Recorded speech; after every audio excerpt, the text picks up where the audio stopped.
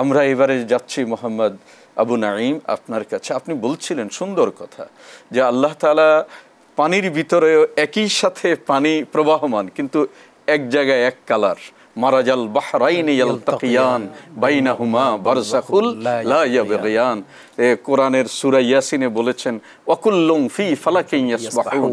কোরআন কিন্তু সৌরজগৎ নিয়েও আমাদেরকে বড় ধরনের গবেষণার একটা বিষয় দিয়েছে, যদি আলোকপাত করতেন। জি, আমি কিছুক্ষণ আগে যে কথাটি বলছিলাম যে আল্লাহ সুবহানাহু ওয়া তাআলা এই কোরআন আল কারীমের মধ্যে এত চমৎকার বিষয়ে কথা বলেছে, অথচ আজকে আমরা এই কোরআনকে নিয়ে গবেষণা করি না। আমাদের কাছে এত বড় কিতাব থাকা সত্ত্বেও আমরা এই কোরআনকে নিয়ে গবেষণা করার এতটুকু সময় হয় না। আজকে এই মাহে রমাদান আল করিম চলছে, এই মাহে রমাদান আল করিমের মর্যাদা, এই মাহে রমাদান আল করিমের এই মাসটাকে সম্মানিত করা হয়েছে অ্যাটলিস্ট এই কোরআনের কারণে, অথচ এই কোরআন আমাদের জীবনে এসেছে, আমরা কোরআন পড়ছি না।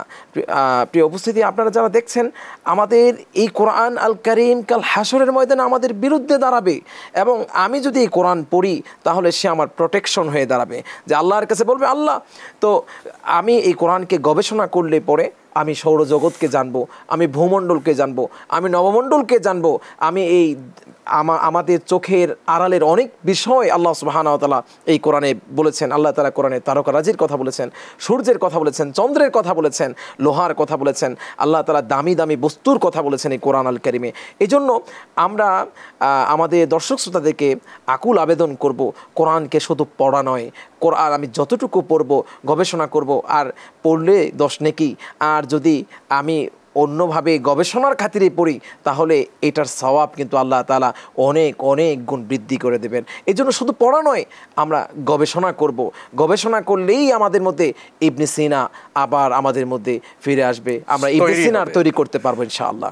এই জন্য আমাদের বাংলার দামাল ছেলেদের মধ্যে এখন কোরআনের একটা বড় একটা প্রভাব পড়েছে।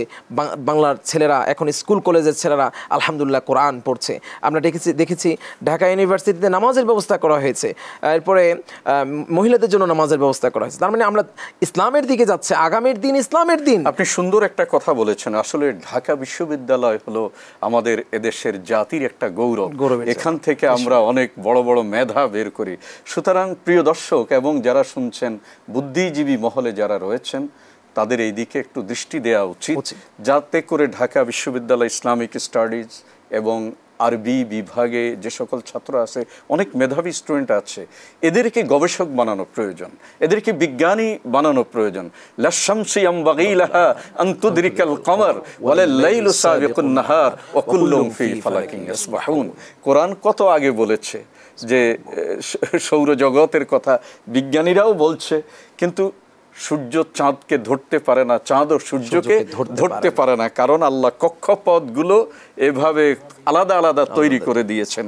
অর্থাৎ আল্লাহর নির্দেশ ব্যতীত কোনো সৃষ্টি চলতে পারে না, এটা প্রমাণিত। সুতরাং কোরআনকে আমাদের বেশি বেশি গবেষণা করা উচিত। জি বলুন, কোরআনের গুরুত্ব, ফজিলত। তো এই জন্য আমরা এই কোরআন আল কারীমকে আমাদের বাংলাদেশে, দুঃখজনক হলেও সত্য, যেহেতু শিক্ষার বিষয়টা এসেছে, আমাদের বাংলাদেশে আমাদের একসময় ধর্ম শিক্ষাটা, এটা খুব ইসলাম শিক্ষাটা এটা গুরুত্বের সাথে পড়ানো হতো। আজকে আমাদের স্কুল কলেজে ইসলাম শিক্ষাকে এটা একটা একেবারে ভুলেই গিয়েছে, ইসলাম শিক্ষা নেই বললেই চলে। আমরা আজকের এই প্রোগ্রাম থেকে, দেশ টিভি থেকে আমরা আকুল আবেদন জানাই যেন আমাদের প্রত্যেকটা শ্রেণীতে, এই দেশে এখন দর্শনের শৈলাভ হয়ে যাচ্ছে, নির্যাতন, নিপীড়ন, লাঞ্ছনা, বঞ্চনা, আমরা এটা থেকে মুক্তি কেবল ওইভাবেই পেতে পারি যখন কোরআনের গবেষণা হবে। আর কোরআনের গবেষণা করবে নার্সারির একটা বাচ্চা, সে কোরআন 100 মার্কের পরীক্ষা দেবে, হাদিস 100 মার্কের পরীক্ষা দেবে, তখন সে গবেষণা করবে।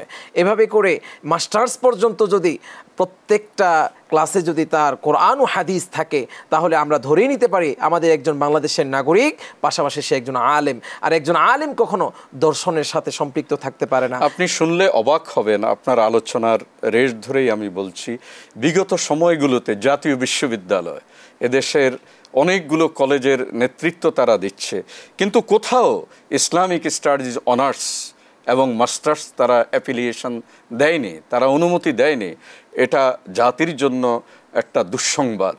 এই নাস্তিকদেরকে কখনো শিক্ষার গোড়ায় এদেরকে বসানো ঠিক নয়, এটা আমাদের এই অনুষ্ঠান থেকে জোরালো কণ্ঠেই বলতে পারি।